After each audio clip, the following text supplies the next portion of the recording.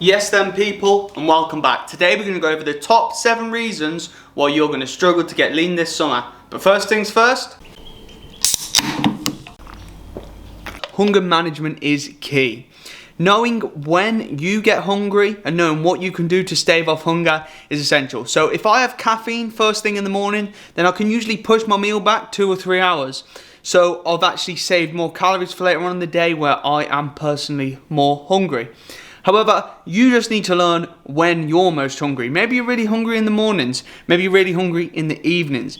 Some people like to intermittent fast. Some people like 5 meals, some people like 3. If you learn what is best for you, then you're going to be a lot more successful in the long run.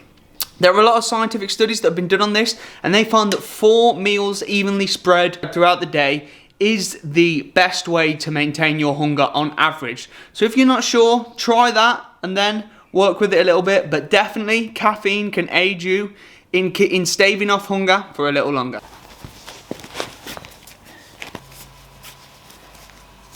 Number 2 is getting more movement in throughout the day. Most people just say, oh, I've got this amount of cardio to do, or they have a step goal where they're going to get them all in one go. Whereas I like to split into, say, 3 different little segments. If you've got the time, walk in the morning, walk on your lunch break at work, walk in the evening. It feels like so much less of a task, and it's a lot easier to just bang out 10-15,000 steps if it's in 3 goes, opposed to 1 go where you've got to do like an hour and a half straight walking. You can do like 3 half hours, listen to a podcast, chat to a friend. It just goes a lot faster doing it that way.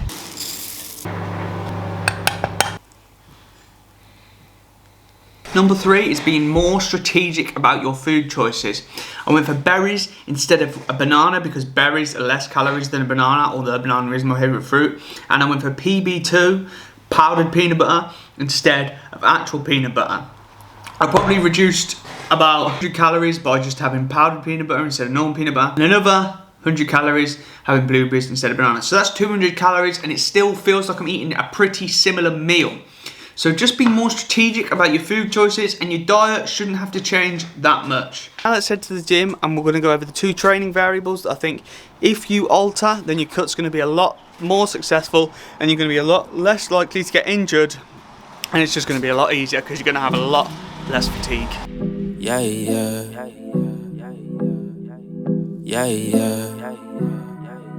So firstly, a training variable that you would want to look at is your exercise selection. Say a back squat and RDL, my first 2 exercises on this leg day. I probably wouldn't do those during a cut because RDL is targeting your hamstring and glutes, and back squat is targeting your quads and glutes.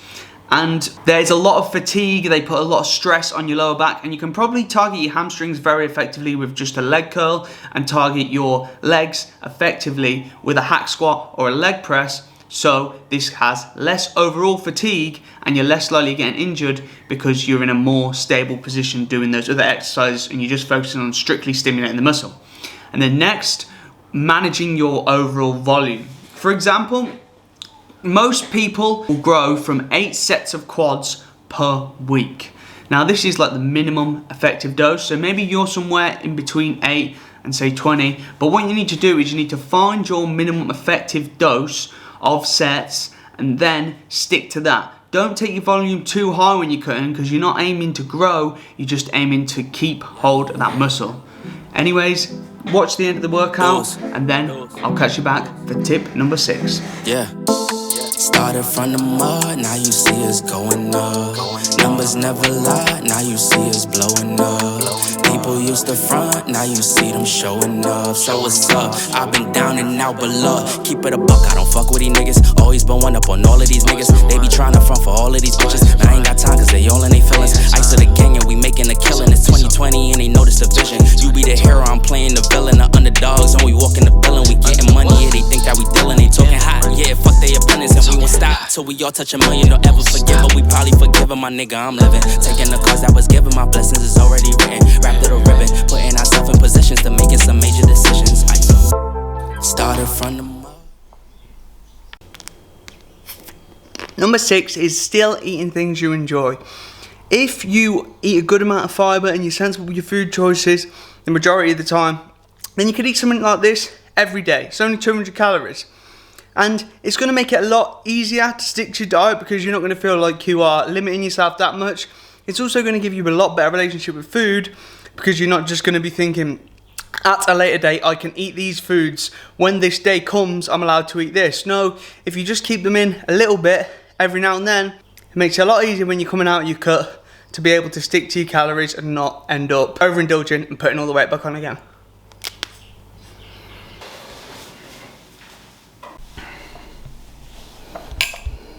And the final one that you need is short-term goal setting. Don't think about the end goal, just think about the next pound, because it can be very daunting if 1 week you don't lose a pound and you've got 16 pounds to lose. So just focus on the next thing and what you have to do to get to the next stage. Leave the end goal out of mind. Obviously at the start you break down how much you're going to have to lose each week, but don't get in your head if you don't lose, because sometimes you won't lose for 1 week and some weeks you'll lose 2 or 3 pounds. That's just how it goes. So always just focus on the next little bit opposed to the end goal, because then it can seem a lot less daunting and it won't take up as much headspace. Anyway, as always, thanks for watching. Like, subscribe, all that good shit. See you in the next one.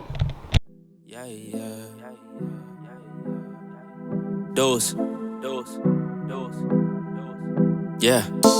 Started from the mud, now you see us going up. Numbers never lie, now you see us blowing up. People used to front, now you see them showing up. So what's up?